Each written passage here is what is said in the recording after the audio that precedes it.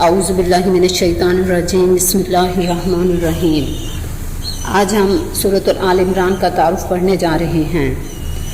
سورۃ آل عمران مدنی سورت ہے، اس میں 200 آیات اور 20 رکوع ہیں۔ اس سورت میں ایک جگہ آل عمران کا ذکر آیا ہے، اسی پر اس سورت کا نام آل عمران رکھا گیا ہے۔ عمران حضرت مریم علیہ السلام کے والد اور حضرت عیسیٰ علیہ السلام کے نانا تھے۔ عیسائیوں کا عقیدہ حضرت عیسیٰ علیہ السلام کے بارے میں ابن اللہ یعنی اللہ کا بیٹا، کہ حضرت عیسیٰ اللہ کے بیٹے ہیں۔ اس صورت میں عیسائیوں کے اس عقیدے کی تردید کی گئی ہے۔ اب ہم اس صورت کا زمانہ نزول دیکھتے ہیں۔ اس صورت کے مختلف حصے مختلف اوقات میں نازل ہوئے ہیں۔ پہلی 30 آیات کے اندر مضمون اور اشارات پر غور کرنے سے معلوم ہوتا ہے کہ صورت کے اس حصے کا نزول جنگ بدر کے بعد کے قریب کے زمانے میں ہوا ہے۔ اس کے بعد آیت نمبر 83 تک کا حصہ وفد نجران کی آمد کے موقع پر 9 ہجری میں نازل ہوا تھا، جس میں عیسائی وفد کو دعوت مباہلہ دی گئی ہے۔ اس کے بعد سورت کا آخری تقریباً ایک حصہ جنگ احد کے بعد نازل ہوا ہے۔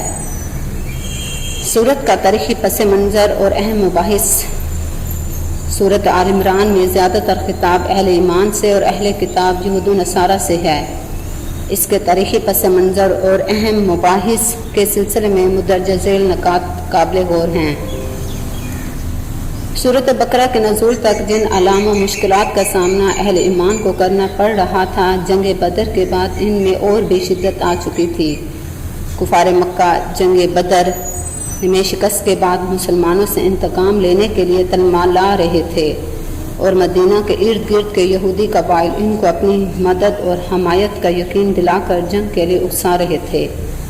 مدینہ کی چھوٹی سی اسلامی ریاست ہجرت کے بعد سے مسلسل حالت جنگ میں تھی، اور اس کے اثرات مسلمانوں کی معیشت پر بھی شدت کے ساتھ محسوس کیے جا رہے تھے، جبکہ مہاجرین کی ایک بڑی تعداد کے آ جانے سے صورتحال اور بھی زیادہ مشکلات سے دوچار تھی۔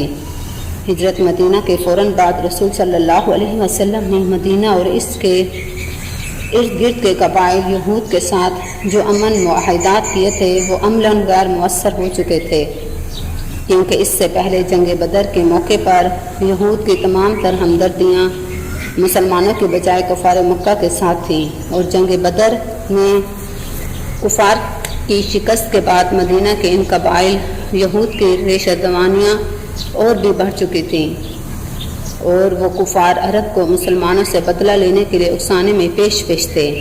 آخر کفار مکہ 3000 کا ایک لشکر جرح لے کر مدینہ پر حملہ آور ہوئے، اور احد کے مقام پر وہ لڑائی پیش آئی جس کو غزوہ احد کہا جاتا ہے۔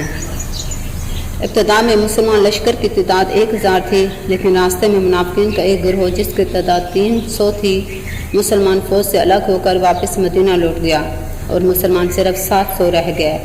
اس طرح مسلمان جماعت کو پہلی بار معلوم ہوا کہ ان کی اپنی صفوں میں منافقین کی ایک اچھی خاصی تعداد موجود ہے جو کسی بھی وقت ان کو نقصان پہنچا سکتی ہے۔ جنگ احد میں مسلمانوں کو شکست ہوئی اور ان کا جانی نقصان بھی کافی زیادہ ہوا۔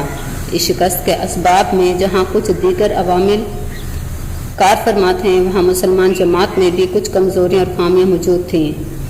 چنانچہ ضروری تھا کہ اس جنگ کے موقع پر احد کے مختلف پہلوؤں پر ایک مفصل تبصرہ کر کے اہل ایمان کی ان کمزوریوں اور خامیوں کی نشاندہی کر دی جائے، اور پھر ان کی اصلاح سے متعلق ہدایات دی جائیں۔ سورت آل عمران میں ان تمام پہلوؤں پر روشنی ڈالی گئی ہے۔ سورت آل عمران کے دیگر اہم مضامین میں محکمات متشابہہ کا بیان، ولادت حضرت مریم اور حضرت عیسیٰ علیہ السلام کے بیان، سود کی حرمت، حیات شہداء اور دعوت و تبلیغ کے موضوعات شامل ہیں۔ سورت آل عمران میں یہود و نصارہ سے بھی مفصل خطاب ہے، اور ان کے اعتقادی اور عملی گمراہیوں کی نشاندہی کر کے راہ ہدایت اختیار کرنے اور اسلام اور پیغمبر اسلام کے خلاف ریشہ دوانیوں اور معادانہ کارروائیوں سے باز رہنے کی تنبیہ کی گئی ہے۔ سورت بقرہ اور سورت آل عمران کی فضیلت میں امام احمد نے نواس بن سمعان رضی اللہ تعالیٰ عنہ سے روایت کیا ہے، رسول صلی اللہ علیہ وسلم نے فرمایا، قیامت کے دن قرآن اور اس پر عمل کرنے والوں کو لایا جائے گا۔ سورت بقرہ اور آل عمران سب سے آگے آگے ہوں گی۔ رسول اللہ نے ان کے لیے 3 مثالیں بھی بیان فرمائیں جنہیں میں کبھی نہیں بھولا۔ آپ صلی اللہ علیہ وسلم نے فرمایا، گویا یہ دونوں صورتیں دو بادل یا دو گھنے سائبان ہیں جن میں چمک دمک ہو یا پر کھولے ہوئے پرندوں کے دو جھرمٹ ہیں۔ یہ اپنے پڑھنے والوں کی سفارش کریں گی۔ مسند احمد حدیث نمبر 183۔ اسلام ورحم کے ویورز، اگر آپ کو ویڈیو پسند آئی ہو تو پلیز لائک اور سبسکرائب کر دیں۔ جزاک اللہ۔